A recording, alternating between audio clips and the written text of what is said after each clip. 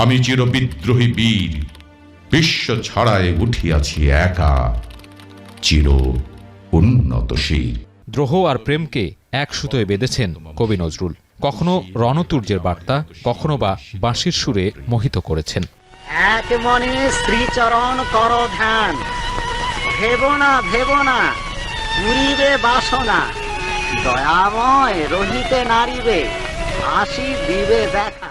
সৃষ্টি সুখের উল্লাসে নজরুল যেন হয়ে ওঠেন মহাপ্রলয়ের নটরাজ, যার প্রতিবাদী লেখনীতে সাম্যের জয়গান।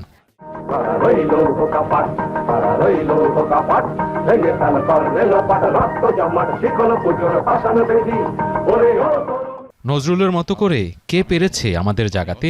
যুগে যুগে সংগ্রাম আর বিদ্রোহের দিনগুলোতে নজরুল এক চিরন্তন অনুপ্রেরণা। সাহিত্যের বাইরে সামাজিক রাজনৈতিক নবজাগরণে যার প্রাসঙ্গিকতা আজও উজ্জ্বল, ধ্রুব তারার মতো।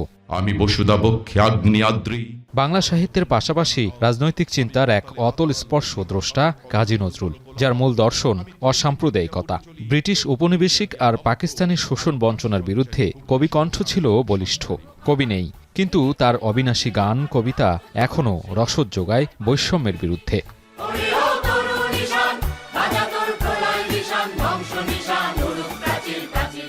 নজরুলের যে সাম্যের গান, এটা একটা অভাবনীয় ব্যাপার, যেখানে আসিয়া এক হয়ে গেছে সব বাধা ব্যবধান, যেখানে মিশেছে হিন্দু, বৌদ্ধ, মুসলিম, খ্রিস্টান, গাহি সাম্যের গান। মানে সকলে ধর্ম থাকবে, ধর্মহীনতাও যদি থাকে তাও থাকবে, কিন্তু সকলের থেকে একটা সুন্দর প্রতিষ্ঠা এই সমাজ। এটা নজরুল অনন্য। বন্ধু আর বলিতে পারি না বড় বিষ জ্বালা এই বুকে, দেখিয়া শুনিয়া খেপিয়া গিয়াছি তাই যাহা আসে কই মুখে, রক্ত ঝরাতে পারি না তো একা তাই লিখে যাই এ রক্ত লেখা।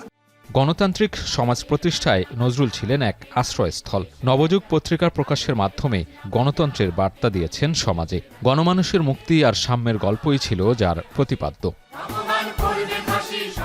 সাম্রাজ্যবাদ বিরোধী সংগ্রামের যে বাণী উচ্চারণ করে গেছেন জীবনভর, সমাজ কিংবা রাষ্ট্র ব্যবস্থার পরিবর্তনে সে প্রাসঙ্গিকতা ফুরাবার নয়। সবগুলি পত্রিকা যদি আমরা পর্যালোচনা করি তাহলে দেখব যে তিনি এই ভারতবর্ষের মানুষের মুক্তির কথা বলেছেন। এই মুক্তিটা কি? এই মুক্তিটা হচ্ছে গণতন্ত্র। যে গণতন্ত্রের ধারাবাহিকতায় আমরা আজকে নতুন বাংলাদেশ পেয়েছি। তার যে কাব্য, তার যে সঙ্গীত, সেই জায়গায় তিনি মানুষের জয়গান গেয়েছেন।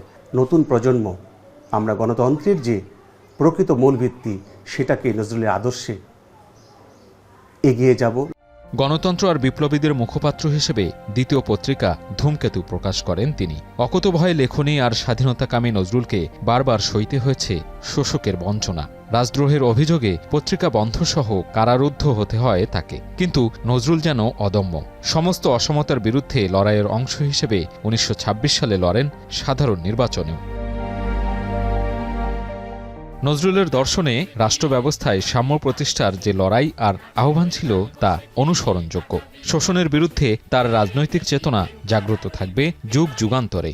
সাম্প্রদায়িকতা মুক্ত, বৈষম্যহীন, স্বাধীনতা, সার্বভৌমত্বের প্রতি শ্রদ্ধাশীল একটা জাতির গঠনে নজরুলের কাছে আমরা বারবার যাব, আশ্রয় নেব। তার চিন্তা চেতনা, তার আদর্শ, তার যে বিপুল কর্মসম্ভার, সেগুলি থেকে আমরা দীক্ষা নেব, আমাদের নতুন প্রজন্মকে উজ্জীবিত করব। নজরুল জয়তু নজরুল। রাষ্ট্র বা সমাজের জন্য নজরুলের অহং জাতীয়তাবাদের চেতনার প্রতিচ্ছবি। মহাকালের ধূমকেতু নজরুলের সেই চেতনায় উজ্জীবিত হবে প্রজন্ম থেকে প্রজন্ম।